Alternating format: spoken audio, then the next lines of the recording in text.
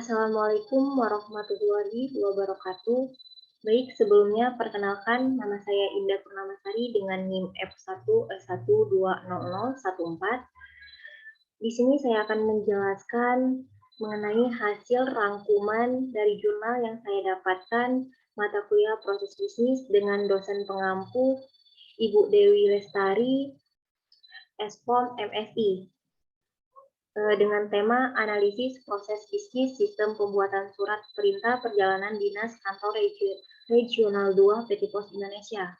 Sebelum masuk ke penjelasan, di sini saya akan memperlihatkan jurnal asli yang sudah saya rangkum. Ini dia tampilan jurnal aslinya. Ada 5 halaman.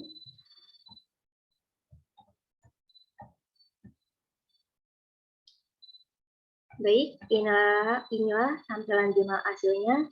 Langsung saja kita masuk ke penjelasan mengenai analisis proses bisnis sistem pembuatan surat perintah perjalanan dinas kantor regional 2 PT Pos Indonesia. Di sini ada 5 bagian. Yang pertama itu saya akan menjelaskan pendahuluan, tinjauan pustaka, metodologi penelitian, analisis dan pembahasan sistem, dan yang terakhir yaitu kesimpulan.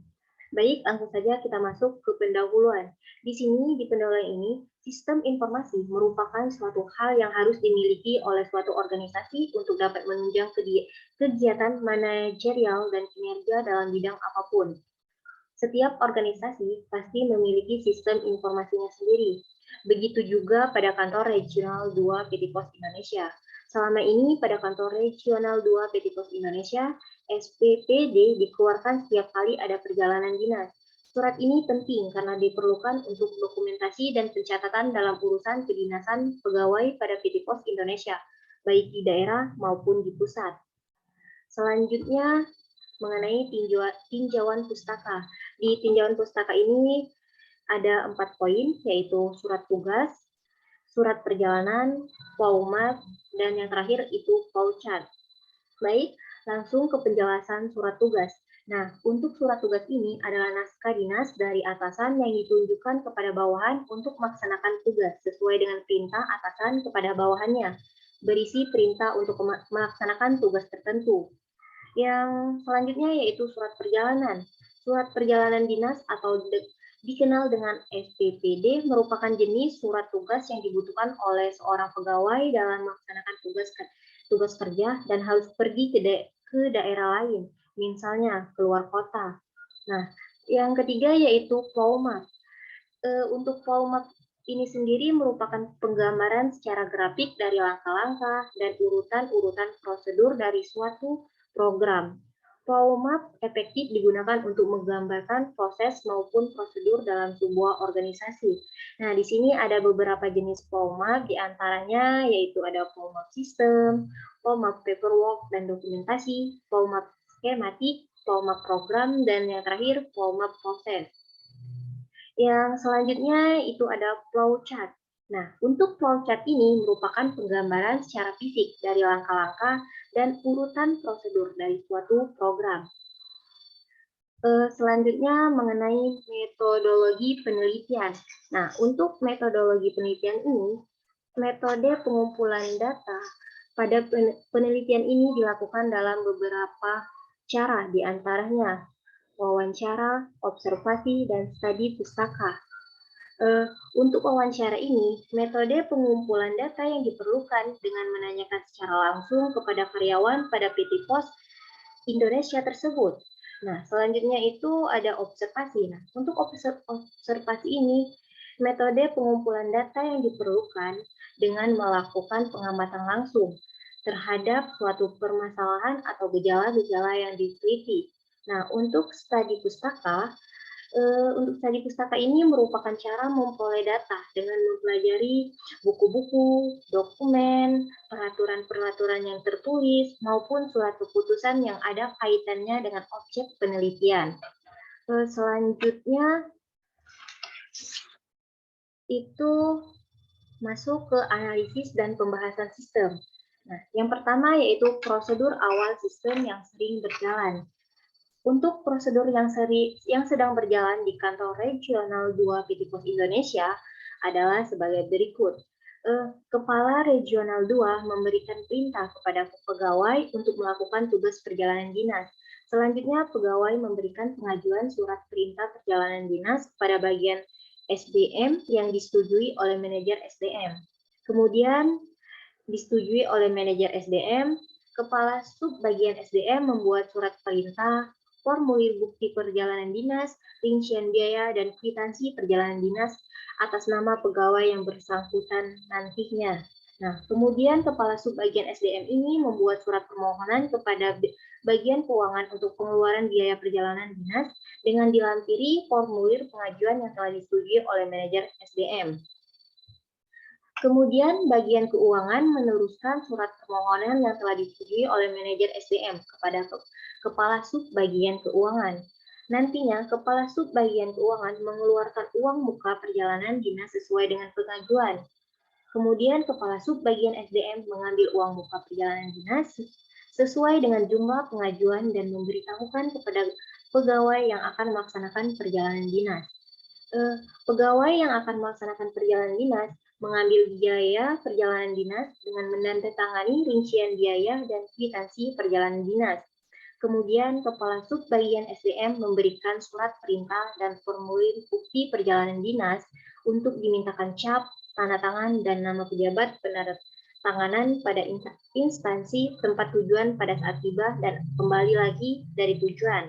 Nah, kemudian pegawai yang bersangkutan membuat laporan kegiatan perjalanan dinas sesuai lampiran yang disampaikan kepada manajer SDM sebagai bukti telah selesai melaksanakan perjalanan dinas. Nah, itulah tadi langkah-langkah mengenai prosedur awal sistem yang sedang berjalan. Selanjutnya, yaitu sistem terkomputerisasi yang akan diusulkan. Nah, penelitian ini mengusulkan sistem yang menggunakan sistem terkomputerisasi untuk mengatasi persoalan yang terjadi pada proses SPPD yang sedang berjalan tersebut. Prosedur sistem pembuatan surat perintah perjalanan dinas terkomputerisasi yang diusulkan ini terdiri dari beberapa langkah yang dapat kita jelaskan nantinya, yaitu pegawai menyerahkan form SPPD dan pengajuan biaya perjalanan kepada bagian SDM, dan selanjutnya form SPPD dan pengajuan biaya diterima bagian SDM untuk disetujui oleh manajer SDM, kemudian form SPPD disetujui dan diserahkan kepada operator sistem pembuatan surat perintah perjalanan dinas yang sudah terkomputerisasi tadinya. Nah, selanjutnya operator menerima form SPPD dan dana disetujui. Kemudian operator menginputkan data form SPPD untuk dibuatkan surat tugas, surat jalan, dan kwitansi uang dinas. Setelah surat tugas, surat jalan, dan kwitansi uang dinas selesai dicetak, kemudian diserahkan kepada bagian keuangan untuk mencairkan uang perjalanan dinas dan diserahkan kepada pegawai yang akan melakukan perjalanan. Selanjutnya, pegawai menerima surat tugas, surat jalan, dan uang perjalanan dinas, lalu membuat laporan kegiatan setelah kembali melakukan perjalanan dinas dan diserahkan ke bagian SDM. Inilah tadi penjelasan mengenai sistem terkomputerisasi yang diusulkan. Selanjutnya, mengenai analisa efisiensi sistem yang sedang berjalan dengan sistem terkomputerisasi yang diusulkan. Beberapa kelemahan sistem yang sedang berjalan pada kantor regional 2 PT Pos Indonesia yang masih terdapat pekerjaan cukup panjang dan terjadi perulangan di beberapa tempat yang harus dilalui oleh pegawai dalam pembuatan surat perintah perjalanan dinas sehingga waktu menjadi tidak efisien. Dapat diperbaiki dengan pemangkasan prosedur tersebut sehingga pembuatan surat perintah perjalanan dinas dapat dipercepat dengan menghapus atau menghilangkan beberapa prosedur dan aktor yang terlibat dan pembuatan SPPD sudah tidak membutuhkan waktu yang lama.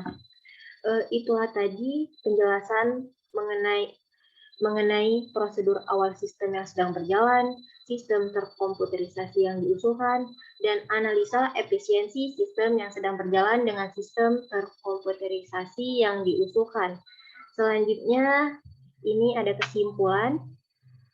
mengenai analisis proses bisnis sistem pembuatan surat perintah perjalanan dinas kantor regional 2 PT Pos Indonesia, yaitu dengan menggunakan sistem terkomputerisasi, proses pembuatan surat perintah perjalanan dinas dapat dilakukan secara otomatis, sehingga proses pembuatan surat perintah perjalanan dinas menjadi relatif lebih cepat.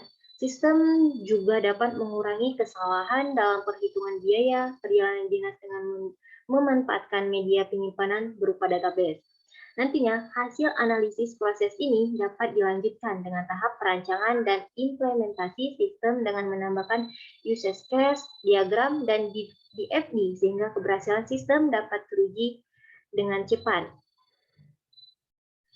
Baik, itulah tadi penjelasan saya mengenai hasil rangkuman dari jurnal yang bertemakan analisis proses bisnis sistem pembuatan surat perintah perjalanan dinas kantor regional 2 PT Pos Indonesia.